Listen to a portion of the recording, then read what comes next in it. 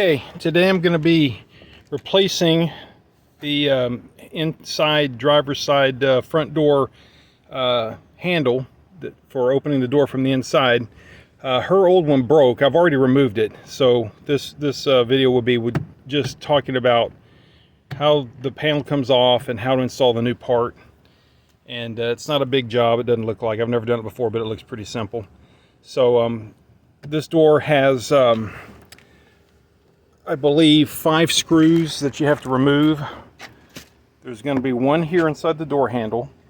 There's going to be one for this bezel to come off, and then you've got 3 along the side. You got one here, one down here, and one up here. Okay, this piece is broken off, but there would be one there to hold the door panel there.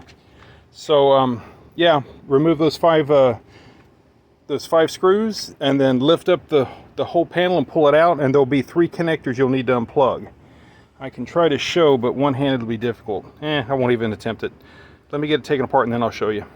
I have the door panel off, and the 3 connectors, 2 of them go to the controls that are on the handrest, and then there's one connector here that controls the chair, the controls for the chair for making it go forward and backwards, electrical chair. Driver's seat, I should say. You'll pull, when you're removing this panel, you'll pull from the bottom to disengage these clips. So you'll get a screwdriver, pry it, and pull towards you, and these will just pop out pretty easy. And then, of course, once you get the bottom off, then you just pull. You go around the sides of the door, and you keep pulling, and you'll take these other ones loose, these 4 other ones. And then once you've got it loose, then you can reach these connectors and unplug them, and then there you go, you got it out. Okay, so I'm preparing to install the new piece. There's 3 little slots here that you'll engage these clips in, and you'll push it in and forward, and that will snap it into place. There'll be a single screw that goes into that hole, this hole here, right here. Oops, almost dropped it. Let's see. So this hole where my thumb is, that hole and that hole will line up, this one here, and there'll be a single screw to hold this whole thing in place. Now, before you put it in and slide it in, you need to install these 2 cables, and they slip into the silver portion. Let's see if I can get it up here where I can see. The sun's kind of bright. You'll slip those in first, and you'll pull this thing out and a little bit, and that will allow you to get them to install them easily. And also the lock mechanism, you'll slide it to where the slot will be easier to get to, like right there. All right, so let me install the cables and get this thing installed, and I'll be back. So here's showing how the cables are installed. Once you get them installed into the little silver pieces, the actuators, then the cables turn and push into these 2 recessions here, 2 holes. And so that's what it should look like when it's installed. And you can, after you've got them installed, you can test the different things like the lock, make sure that it moves the lock mechanism, and also move this piece to see if it makes the door latch activate, and it does. So this is ready to be put back in. Okay, here I have the door assembly fastened back onto the door. You'll notice that the one screw, as I said, would go into that one hole that looks like this, but now it's covered back behind this black piece. The screw that you put here is larger than the other ones.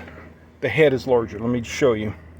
So this head's, you can look at this head and you can see it's quite a bit smaller than this one, so make sure you put the right one. These are for the trim for the panel, and this is for, you know, a mechanical part, so it needs to be the larger piece. I'm about to put the panel back on, but before I did, I wanted to comment on the speaker. The speaker on the other door is going bad. It's actually gone. It's horrible. It sounds terrible. So in order to replace the speaker, you basically take the panel off. It gives you the access you need to replace it. All back together. You'll notice these color match, these little cups that you put in with the screws for the panels match the background. So this one's the black one, it matches the black, and then there's 2 gray ones, one here and one down there. So, and they have little caps. If they haven't been lost, you have the little caps. The last screw you're going to put in is this one.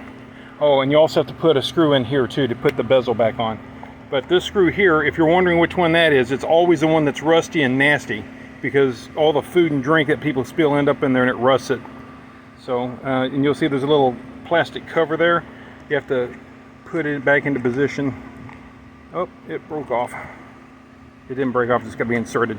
That's going to take 2 hands. So anyway, this little cover is going to look like this when it's installed. It covers the screw up. Let me test the door, and then that'll be the end of the video. So shut the door. Does it open with the new handle? Yes, it does. Does the lock work? Well, I'll test it from the outside then. All right. So I'm locking it, and it's locked. Unlock. Unlock. Okay. This job is done. Well, except for putting this piece in. Thanks for watching. Here's a little bonus footage. I noticed this morning that the reverse light, one of the reverse lights on my wife's car was burned out. Well, I thought it was burned out. Basically, it wasn't working. So I've taken some jumper wires and I've connected it to my voltmeter. Let's see if I can zoom out so you can see. A couple of jumper wires in the voltmeter, ohm meter in this case, and it's measuring 3.5, 3.7 ohms. So that would be about the resistance I would expect. So why isn't it working? Well, let's test it with the power supply. I'm going to put one end at 12 volts and the other end at ground. This is coming from a 12 volts, it's for a 12 volt system for my wife's car, 12 volt battery.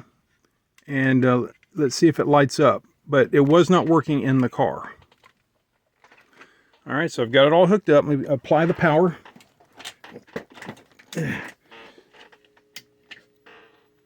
Not working. So I cannot explain that. Oh, there it goes.